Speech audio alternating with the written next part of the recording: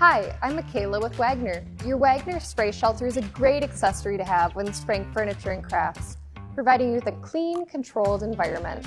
Plus, it's really easy to set up and take down. I'll show you how. Unfold the shelter and spread it out with the opening pointed toward you. Next, lay out the two large poles and push all the short segments together. There are two sleeves on top of the shelter. Insert one pole through the back sleeve and the other pole through the front sleeve.